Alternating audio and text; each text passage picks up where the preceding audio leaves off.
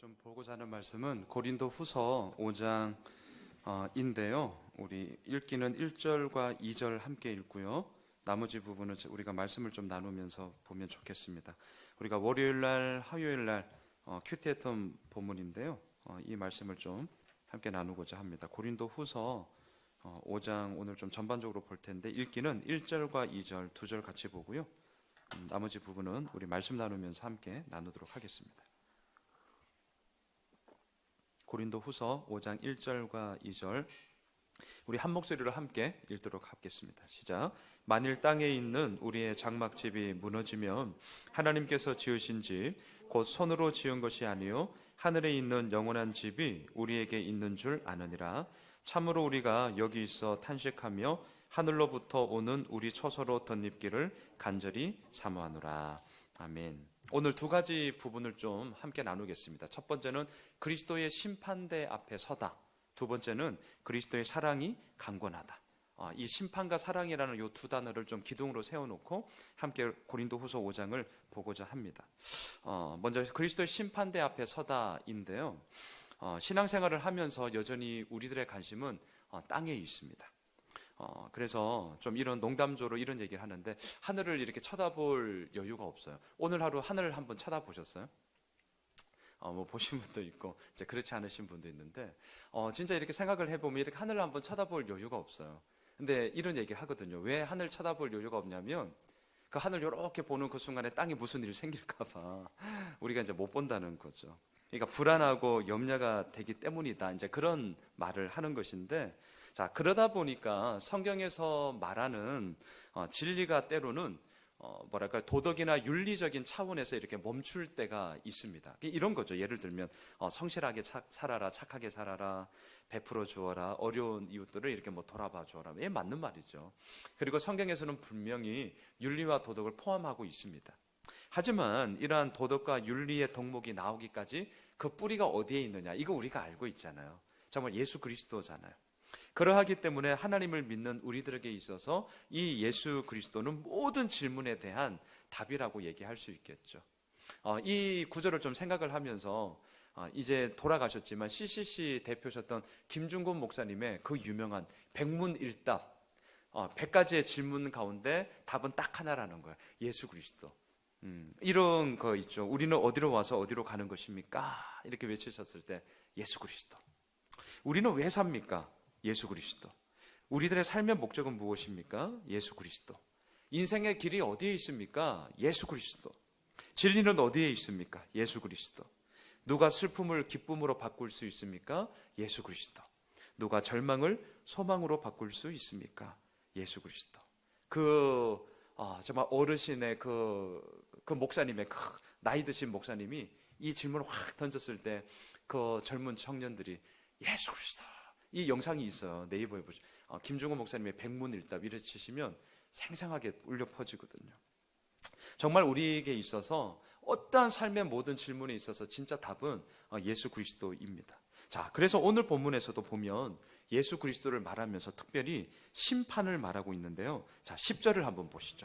고린도 후서 5장 10절을 함께 읽도록 하겠습니다. 5장 10절입니다. 시작.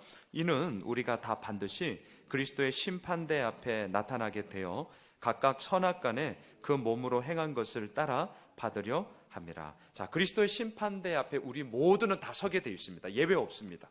그래서 10절에 보면 우리가 다 반드시, 네, 예외 없습니다. 그리고 그리스도의 심판대 앞에 섰을 때 우리는 판결을 받습니다. 그 판결의 근거로는 어디에 있습니까? 뒤에 보세요. 10절 뒤에 보시면 각각 선악간에 그 몸으로 행한 것을 따라 받으려 함이라. 자, 이 말을 얼핏 보면 사도 바울은 다른 바울 서신에서 그리고 우리들에게 뭘 얘기했습니까? 믿음으로 말미암아, 예수 그리스도를 믿음으로 말미암아 우리가 구원을 얻는다. 소위 이신칭의를 얘기를 했잖아요. 그런데 오늘 10절에서는 보면 근데 뭐지? 몸으로 행한 것을 따라서 이 판결을 받는다, 심판을 받는다. 이제 지금 이 얘기란 말이죠. 그러면 예수를 믿으면 구원받는다며 라는 이 말과 몸으로 행한 것으로 판결을 받아? 자, 이게 이제 충돌이 될 수가 있어요. 그런데 사도 바울이 바울 서신에서 행함이라고 얘기를 할 때는 언제든지 뭘 얘기하냐면 단지 우리가 얘기하고 있는 육신의 행위가 아니고요. 이렇게 얘기를 할 수 있습니다. 믿음의 원리가 반영된 우리의 전인격이다. 자, 이것을 쉽게 얘기하면 이런 거예요. 예수 그리스도를 중심으로 우리들의 삶이 사라졌느냐, 아니면 예수 그리스도 밖에 있는 삶으로서 우리들의 욕심을 따라 그렇게 살아갔느냐라고 하는 것이 사도 바울이 언제나 생각했던 행위에 담겨져 있는 의미였습니다. 자, 그러하기 때문에 그리스도를 중심으로 살아가는 삶을 일컬어서 사도 바울은 선이다 이렇게 얘기를 합니다. 그리고 반대로 그리스도 밖에서 살아가는 모든 삶은 사도 바울이 얘기합니다. 악이다. 자, 그래서 10절을 보세요. 자, 그 앞에 각각 선과 악 간에 그 몸으로 행한 것을 따라 받으려 합니다. 이 선과 악의 이야기를 행함의 이야기 속에 같이 연결시키고 있는 거죠. 성경에서 말하는 선은 언제나 그냥 착하게 사는 것, 성실하게 사는 것, 다른 사람들에게 해끼치지 않는 것, 이런 것 아닙니다. 성경에서 말하는 선은 언제나 예수 그리스도를 중심으로 살아가고 있느냐라는 이 질문에 대해서 예! 라고 답을 하는 것, 그것이 선입니다. 악은 그 반대인 것이겠죠. 선악의 기준은 그러하기에 우리에게 있는 것이 아니라 하나님에게 있는 것 아니겠습니까? 그런데 그 선악의 기준이 마치 우리에게 있는 것으로 가지고 오자 했던 사건이 뭐예요? 창세기 3장의 선악과 사건이잖아요. 그러니까 절대 순종으로 나아가야 할 그 하나님 앞에 이 취사 선택의 내용으로 변질시켜 버리는 것이 선악과의 사건이었음을 우리는 알고 있죠. 그래서 많은 사람들은 그 자리에 딱 서게 되는 거잖아요. 하나님과 같이 될 것이다. 뭐예요? 내가 선악의 기준을 내리는 최종 판단자가 되겠다는 거잖아요. 그래서 이건 선이야, 이건 악이야. 우리가 이 세상을 이제 그렇게 살아가게 되는 것 아닙니까? 근데 우리는 물어야죠. 하나님, 이게 선 맞습니까? 하나님, 이게 악이 맞습니까? 왜 물어야 되는 것입니까? 최종 판결 또한 최종 결정권자는 하나님께 있기 때문이죠. 자, 이 땅의 모든 사람들은 이처럼 예수 그리스도의 심판대 앞에 다 서게 됩니다. 이 자리에 예배하고 있는 우리 모두도, 설교하고 있는 저도, 우리는 다 예수 그리스도의 심판대 앞에 서게 됩니다. 근데 보세요. 이 사실을 진짜 믿는다면 우리가 어떻게 살아야 될까요? 진짜 이 사실을 믿는다면 9절을 보세요. 9절. 오늘 보면 9절을 한번 보세요. 진짜 이 사실을 믿는다면 이렇게 살아야 할 거예요. 자, 9절을 함께 읽겠습니다. 시작. 그런즉 우리는 몸으로 있든지 떠나든지 주를 기쁘시게 하는 자가 되기를 힘쓰노라. 예, 너무나 맞는 말이죠. 근데 너무나도 맞는 이 말이 우리들의 실제 삶 가운데 들어오면 그렇지 못할 때가 훨씬 더 많이 있습니다. 주님을 기쁘시게 하기보다는 나의 기쁨과 유익이 먼저일 때가 참 비일비재하지 않습니까? 여러분, 우리가 지금 큐티인을 함께 나누고 있는데 제가 큐티 이렇게 하면서 간증을 그렇게 자주 보지는 않아요. 근데 월요일 날 여러분 큐티 책이 혹시 있으면 월요일 날 큐티 본문에 보면 제가 간증을 보게 되었어요. 이런 내용이더라고요. 아버지가 아들에게 이렇게 이제 문자를 보냈어요. 월요일 큐티에 있는 내용이에요. 아들아, 미래의 어느 날 부모는 떠나고 너희 남매만 남겨질 거다.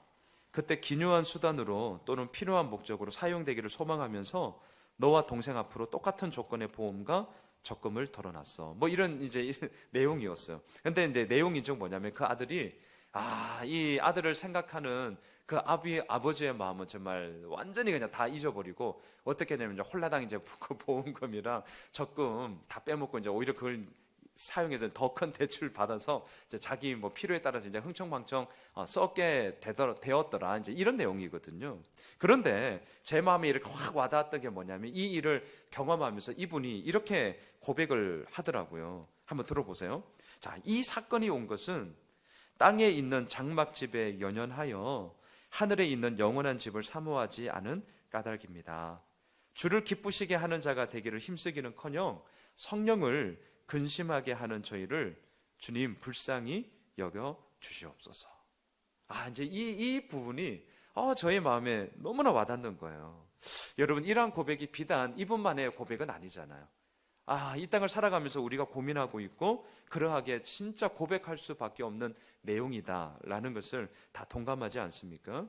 자, 우리는 두 발을 땅에 딛고 살아가다 보니까 땅에 우리의 모든 마음과 시선을 빼앗길 때가 참 많이 있습니다.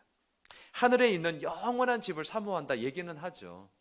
하지만 하나님을 정말 하나님에 있는 그 영원한 집을 사모한다면 이 땅에 살아가고 있는 우리들의 삶은 어쩌면 참 많이 다르지 않을까라는 생각을 하게 됩니다. 그래서 5장 1절을 보세요. 5장 1절 사도 바울이요 우리들의 시선을 땅에서부터 자꾸 하늘로 끌어올리고 있습니다. 옮기고 있어요.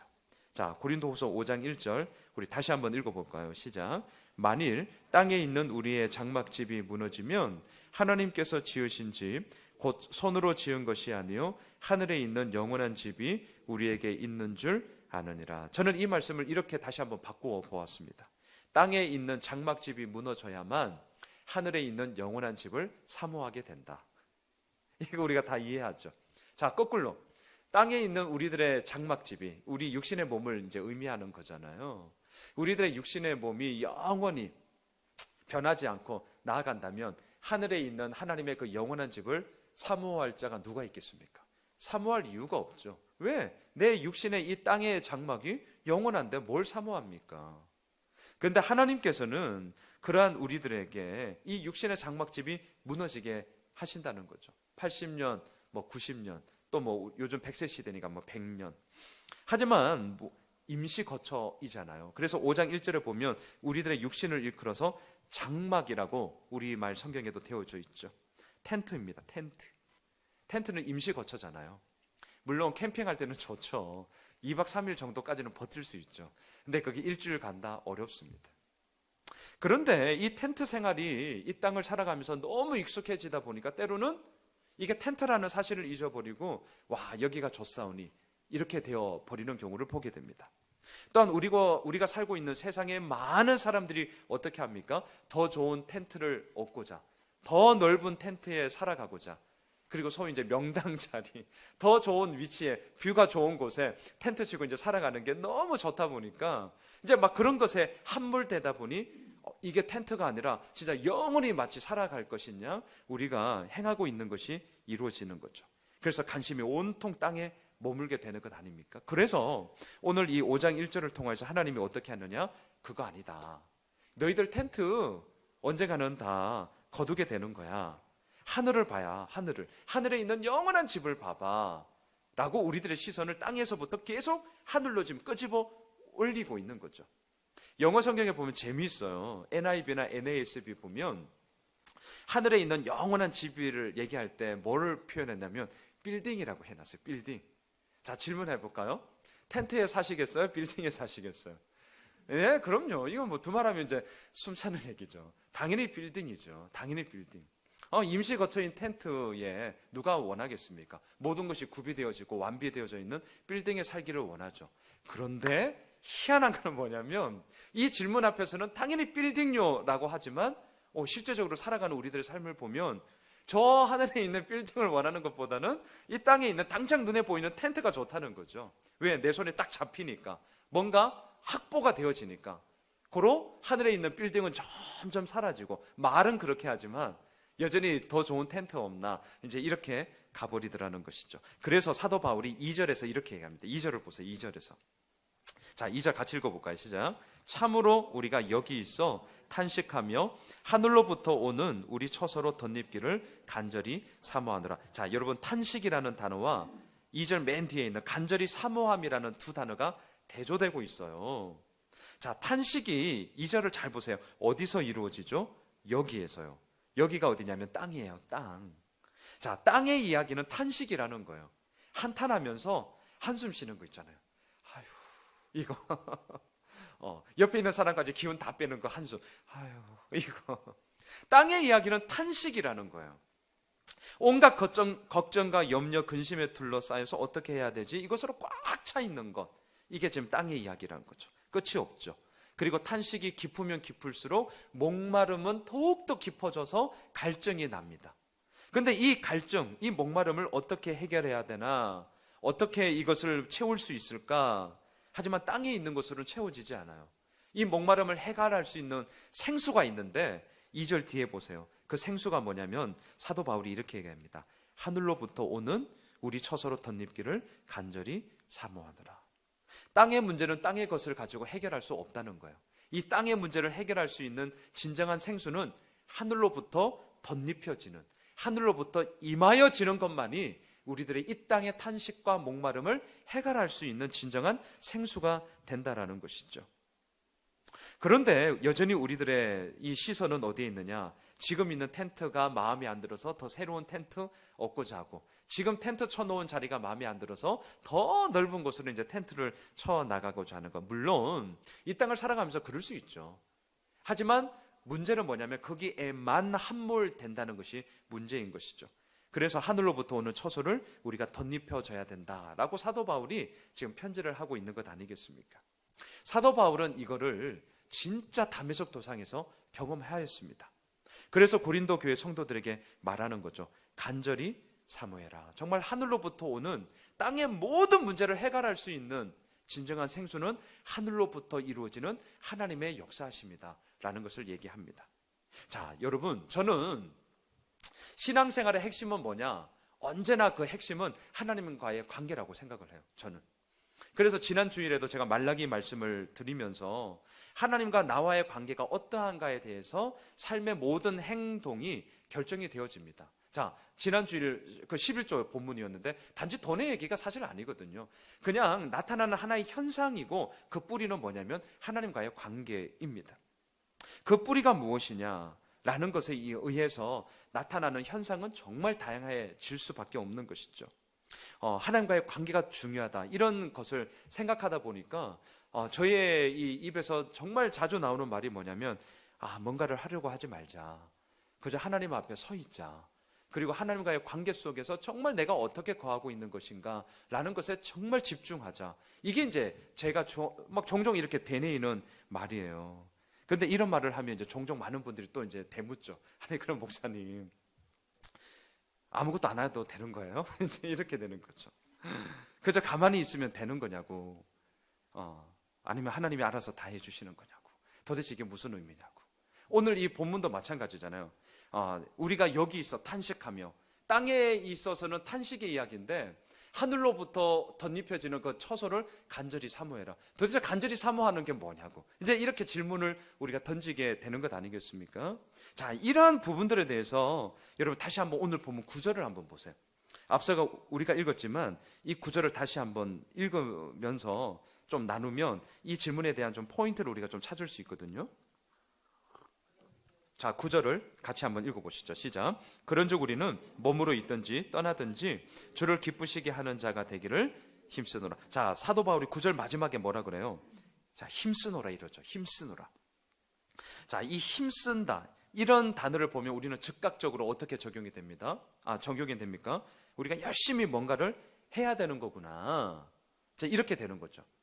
하지만 사도 바울이 말하는 이 힘쓴다라는 얘기는요, 우리가 힘들고 어렵고 버거워도 이 악물고 때로는 막 악다구니를 써가면서까지 우리들의 온 힘을, 우리들의 온 진액을 다 쏟아내는 그런 힘씀의 이야기가 사실 아니거든요. 사도 바울이 얘기하는 이 힘쓰노라는 전제가 있습니다. 전제가 언제나 쓰여지는 전제, 그게 뭐냐면 하나님이 하십니다.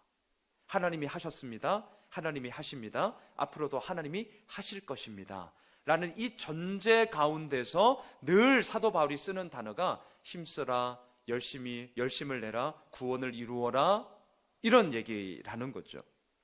하나님께서 하십니다 라는 이 말이 어떤 분들에게는요, 마땅히 해야 함에도 불구하고 하지 않는 무책임을 선동하는 말로 들릴 수도 있다고 생각을 합니다.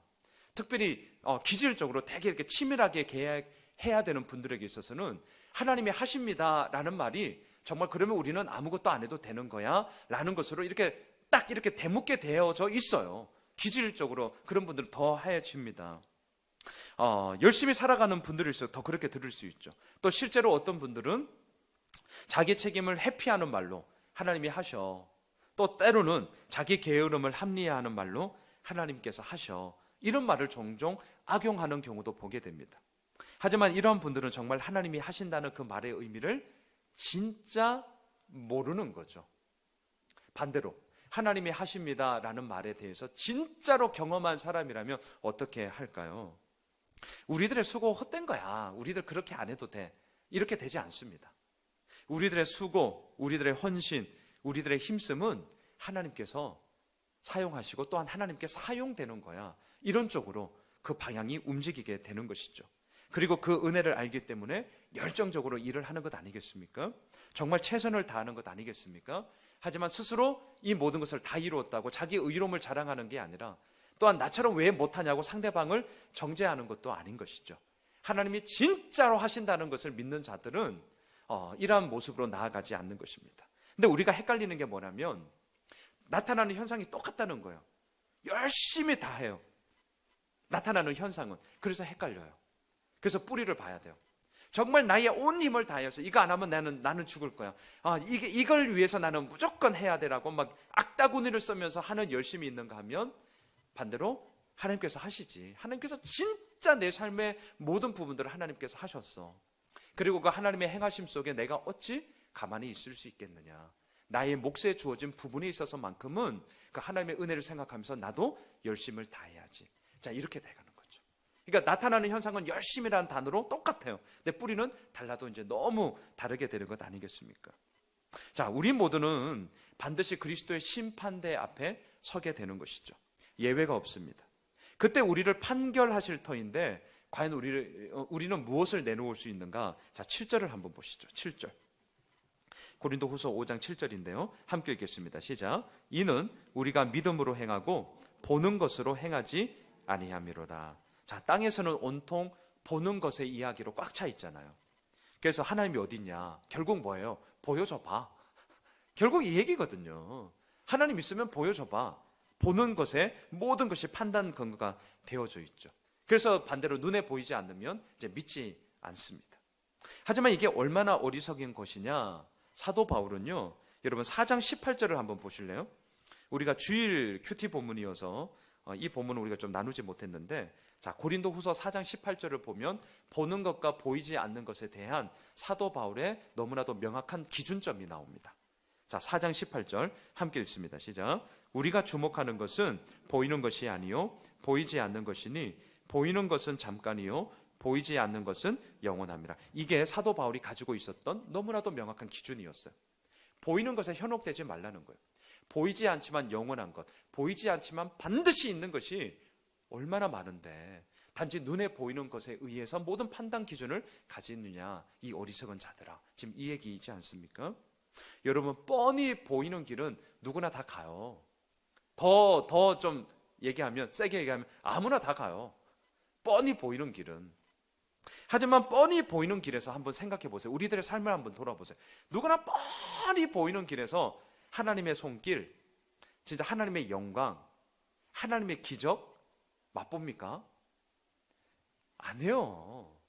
뻔히 보이는 그 길은요, 하나님의 손길, 하나님의 영광, 하나님의 기적 못 봅니다. 그래서 홍해를 사람들이 힘들어하는 거예요. 홍해가 갈라지는 기적은 누구나 다 맛보기를 원하거든요. 근데 막상 서는 것은 너무나 두려운 거죠. 제가 개척 준비하면서 작년에 이제 선포식 할 때, 우리 엘리베이터도 지금 붙어 있는 그게 저 선포식 할 때 배부 준비한 그 전단지거든요. 제가 그때 무슨 마음이 들었냐면, 두렵죠. 안 보이니까 두려운 거예요. 안 보이니까 어떻게 될까? 이제 이런 거잖아요. 그러면서 그때 제 마음속에 내가 이제 홍해를 서야 되는데, 출애굽기 설교할 때는 막 제가 또 목청 좋잖아요. 막 이를 막 아물면서 우리 모두 홍해 앞에 섭시다. 강단 서서는 홍해 갈라집니다. 하나님이 하십니다. 막 이렇게 설교 엄청 잘했는데 막상 내가 설려니까 와, 얼마나 무서운지, 두려운지, 걱정이 되는지 그게 생각이 났어요. 진짜 하나님의 기적을 맛보기를 원한다면 뻔히 보이는 길이 아니라 아무도 보이지 않는 길, 하지만 하나님께서 이끄셨다면 그 길 앞에 서는 거죠. 그때 홍해가 갈라지는 걸 보게 되는데, 사람들은 이제 그 기적은 맛보기를 원하는데 두려우니까 어떻게 하냐면 샛길 없나? 이렇게 되는 거죠. 지름길 없나? 지름길 또 보여. 희한하죠. 그게 지름길이 아닌 걸 알면서도 또 가요. 그러면서 원하는 게 뭐예요? 홍해 안 갈라지나? 이제 이러고 자빠지고 있는 거죠. 이게 이제 우리의 숙제 아니겠습니까? 여러분, 지금 그 얘기를 하는 거예요. 그리스도의 심판대 앞에 우리 다 선다니까요. 그런데 7절에서 우리가 믿음으로 행한 것을 주님 앞에 드리게 되는 거지, 뻔히 보이는 것으로 행하는 것 아니에요. 그건 아무나 다 믿음의 길을, 그 길을 가기 때문이죠.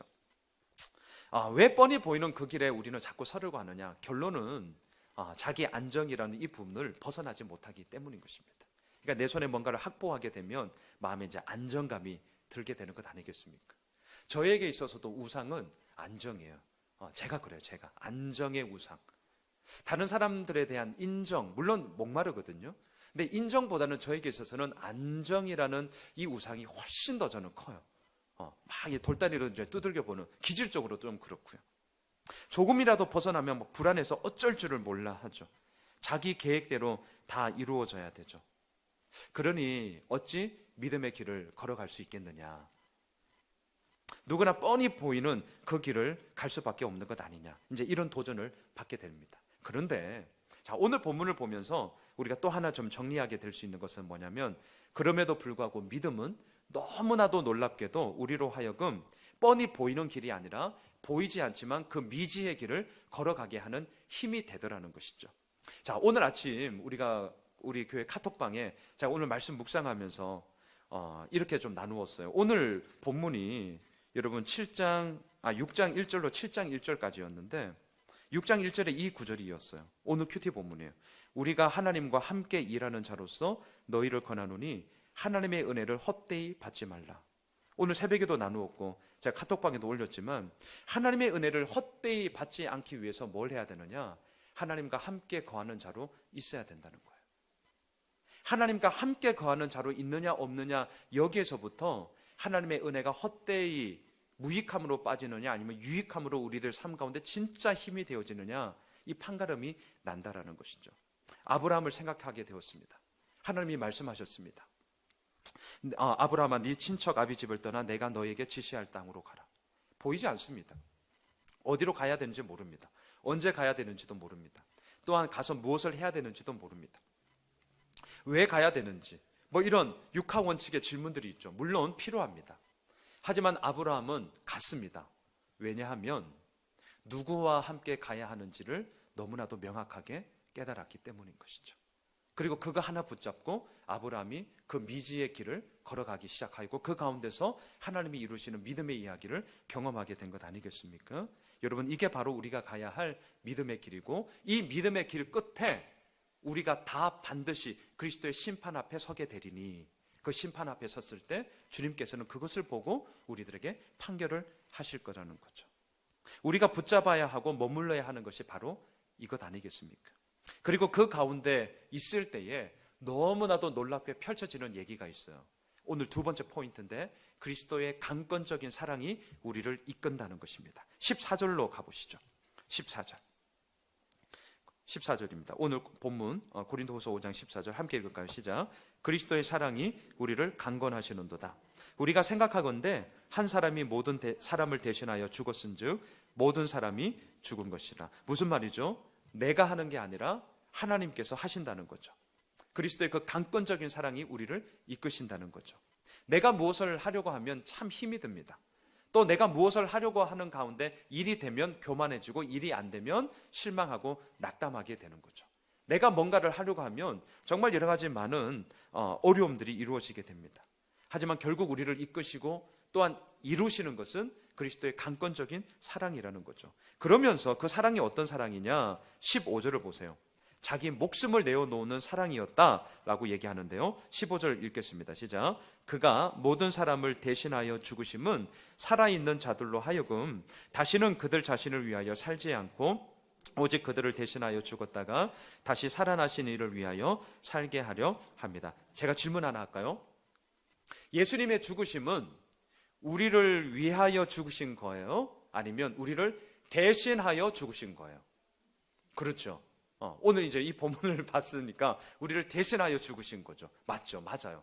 근데 이게 이제 화요일 우리 큐티 본문이었는데 저도 이제 그런 얘기 많이 하거든요. 우리를 위하여서 예수님이 죽으셨습니다. 네, 맞아요. 우리를 위하여. 근데 나를 위하여 죽으셨다. 우리가 이렇게 얘기하는데, 그렇게 얘기할 때에 우리들의 마음의 무게 중심이 어디로 가는지를 한번 잘 보세요. 제가 내년부터 그 헨리 브레이커비 목사님의 하나님을 경험하는 삶, 소위 하경삼 가지고 이제 제자반을 저 역시는 이제 우리 예수원무식에서 하려고 하는데, 그 일과 첫 번째 스타트가 어떻게 되냐면 이런 거예요. 하나님의 뜻이 무엇입니까? 라고 기도하라는 거예요. 근데 우리는 종종 어떻게 얘기하냐면, 하나님, 나를 향한 하나님의 뜻이 무엇입니까? 우리 이렇게 기도 많이 하잖아요. 저도 그렇게 기도 많이 해요. 하나님, 나를 향한, 우리 교회를 향한 하나님의 뜻이 무엇입니까? 예, 그 마음 충분히 이해하죠. 그런데 왜 그 교제에서 이렇게 기도하지 말고 하나님의 뜻이 무엇입니까? 이렇게 왜 기도하라고 하냐면, 우리들의 마음의 무게중심이 하나님, 나를 향한 하나님의 뜻이 무엇입니까? 라고 기도할 때에 어디로 쏠린다는 거예요? 하나님, 이게 아니라는 거예요. 자기 중심적이고 우리는 이기적이기 때문에 나를 향한, 이렇게 된다는 거죠.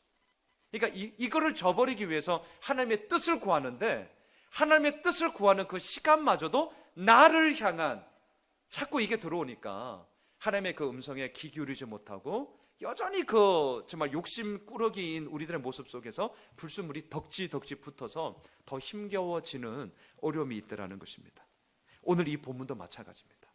그래서 오늘 이 본문에 의거해서 우리는 좀 명확하게 표현했으면 좋겠습니다. 예수님은 우리를 대신하여 죽으셨습니다. 이렇게 얘기를 하는 거죠. 그리고 나서 오늘 15절 뒤에 보시면, 다시는 그들 자신을 위하여 살지 않고 오직 그들을 대신하여 죽었다가 다시 살아나시니 예수 그리스도를 위하여 살게 하려 하심이라. 네, 그것을 위하여서 우리가 살아가게 되는 거죠. 여러분, 예수님은 나를 위하여 죽으셨습니다 라고 할 때 그 위하여라는 말은 마치 이런 겁니다.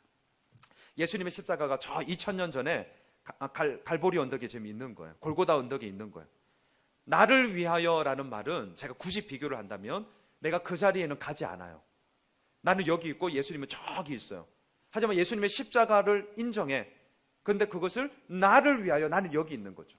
자, 그런데 예수님의 십자가는 나를 대신하여, 이 말의 의미는 뭐죠? 내가 그 자리로 가는 거죠. 말 그대로 내가 있어야 할 그 자리에 예수님이 함께 있음으로 말미암아 대신하여서 나의 모든 죽음을 주님께서 그 은혜로 사하여 주셨기 때문에.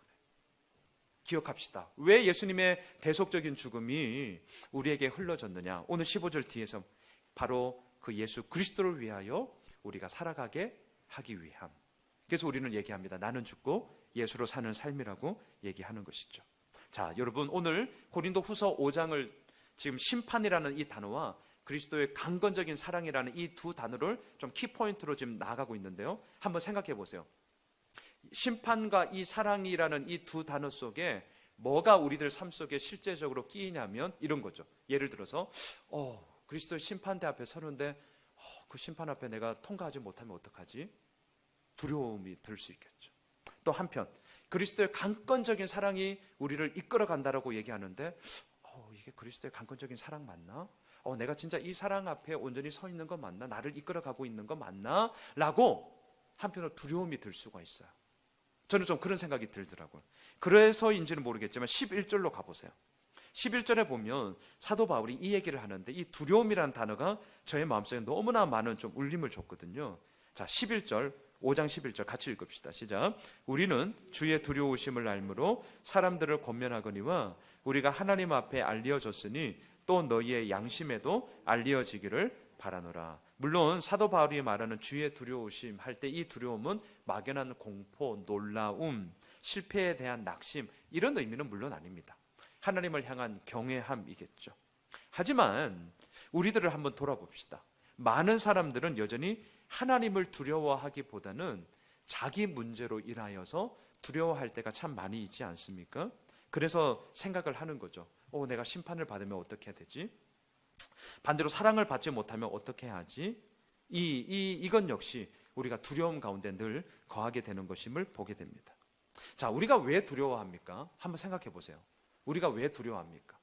결론적으로는 자기가 생각하는 소위 자기 조건이 있기 때문에 그렇죠. 이렇게 해야 되는 거야. 이렇게 되어져야 되는 거야. 저는 이제 개척을 하고 이제 2달 넘어 이제 석 달째로 접어들고 있는데, 예수 오면실 교회가 좀 이렇게 돼야 되는 것 아닌가라는 것이 강하면 강할수록 그 마음에 두려움과 걱정과 염려가 들어와요. 기쁨과 감사함도 물론 제 마음에 있거든요. 하지만 인간은 별 수 없더라고요. 이렇게 되어야 돼, 이렇게 해야 되는 것 아니야? 라는 이 말에는 거의 기쁨, 감사보다는 두려움, 안 됐기 때문에 걱정, 염려, 어떻게 돼야 되지? 전전긍긍, 고민, 이게 확 따라오게 되더라고요. 그래서 두려워하는 것 아니겠습니까? 저는 이런 생각을 해보았어요. 우리의 싸움은 100대 빵의 게임은 고민하지 않습니다. 90대 10도 고민 별로 안 돼요. 70대 30도, 이제 60대 40부터 약간씩 내 마음이 약간 이렇게 좀 저울질이 되다가, 근데 우리가 좀 흔히 아는 얘기 있잖아요. 결국 51대 49의 싸움이잖아요. 이 돌 하나를 어디에 두느냐에 따라서 완전히 달라지는 것을 우리가 알고 있지 않습니까? 51대 49죠. 우리가 이런 얘기를 합니다. 현실이냐 믿음이냐.